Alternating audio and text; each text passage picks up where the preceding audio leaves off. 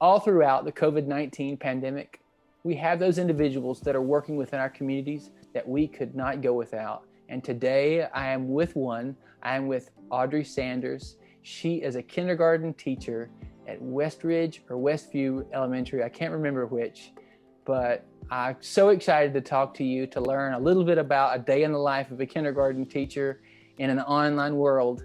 Are you hanging in there? It's definitely day by day, but we're getting through it. We're almost there. And it's Westview, right? It's not Westridge. That's the new high school. It's actually Ridgeview. Ridgeview. Okay. Yes. To your fellow colleagues, I'm sorry. And to the kindergartners that are watching this, I promise I won't get it wrong again. One of the views. It's fine. You know, I, like a lot of individuals, have wondered what the classroom experience is like in K through 12.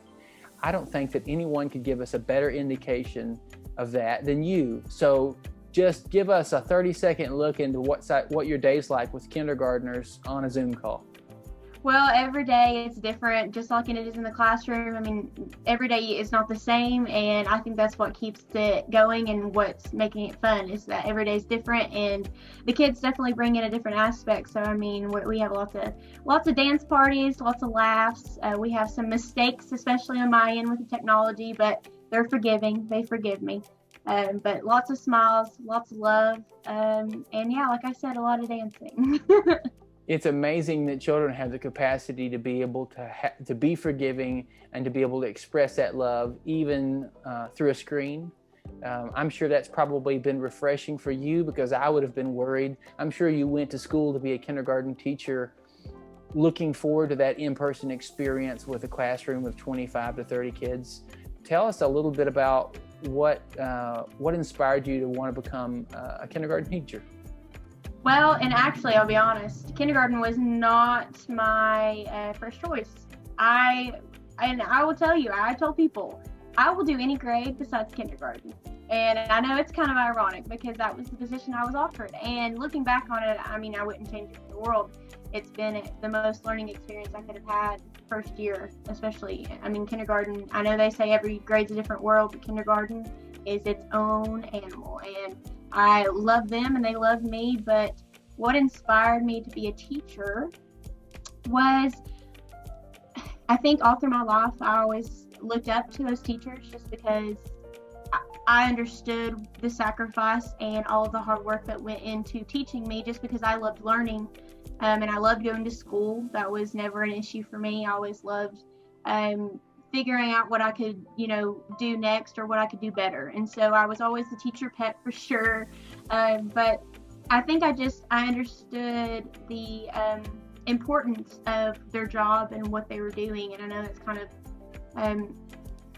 it's interesting to say, as a young age, you understand that role. But I think the love that I had for school, that just came along with the love that I had for the teacher. So, and of course, my mother was a teacher. That also plays into role. She was a middle school teacher until she had me. And so that I also had that role to look up to. So not only did I have the role in the classroom, but I had that role at home. So.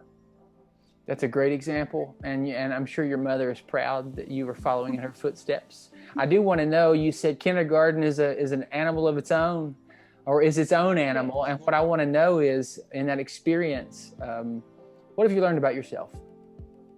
I have learned that I have a lot more patience than I thought, especially through this. I mean, I have parents every day, and they understand now how much patience is required to do this process.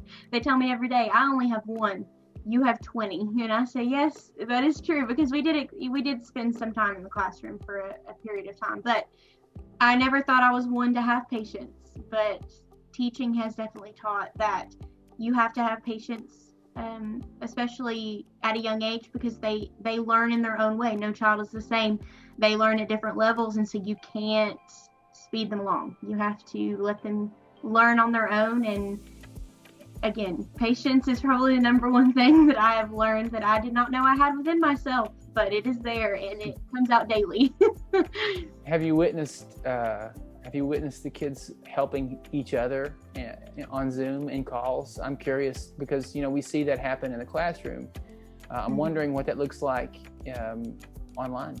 Oh, it's definitely there. I don't know. I'm definitely blessed with a wonderful class to start off my first year. But in the classroom, and again, we were in the classroom for a short period of time.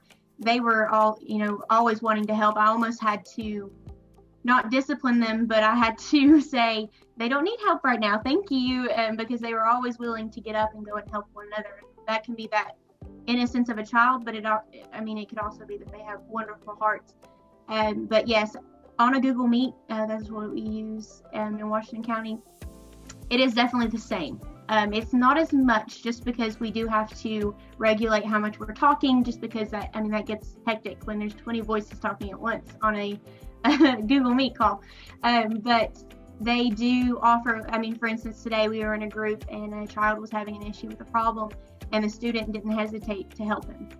And so, they're still offering advice, help, and they're not scared to help each other. So. Well, I want to ask you for help right now. You're greeted 5 days a week with 20 voices of hope and reassurance. And this is a confusing time for a lot of us, for professionals, for college students, for folks that are just now entering the workforce. You are probably distilling out of the situation that you're in Washington County with those young minds a lot of good, the silver lining in this circumstance. So if you could impart on us as we close a little bit of that hope, I would be so grateful. I always say that the kids, that's the only reason why I wanted to do this. Not the sole reason, but the biggest reason why I even wanted to become a teacher is the excitement and the love that they bring to the classroom. And all teachers in this pandemic understand that it's not the same. We don't love our job as much as we would as if we were in the classroom with the children, just because they do bring that excitement and love into the classroom. It's not a classroom without them.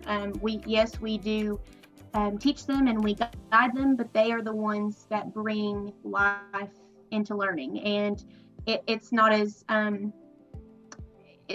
you don't get as much out of it. And I know it's selfish to say as a teacher. That's what we look forward to.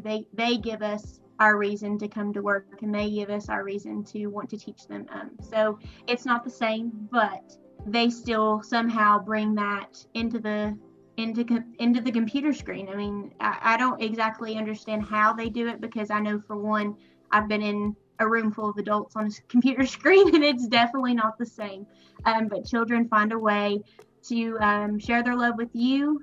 You share your love for them, and they share their love for one another. I have kids get on every day.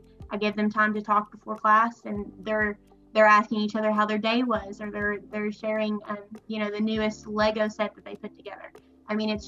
It's always different, and they're always concerned for each other, and when I come on, it feels like I'm a celebrity.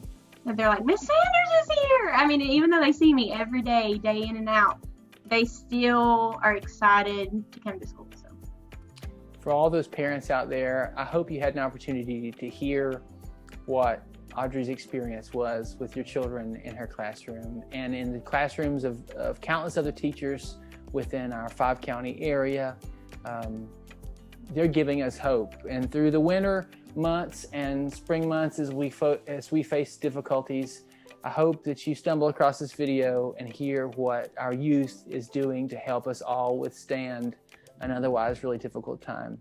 Audrey, thank you for sharing firsthand a little bit about what class is like in kindergarten right now. And I'd go back to kindergarten any day. It's a wonderful life in kindergarten. I'm sure it'd be different than I remembered it, but it sounds like you're making it a wonderful experience for those 20 students. Try. Have a great semester, and I'll look forward to hearing about how you guys finish out strong and have some well-prepared first graders for next year. Thank you.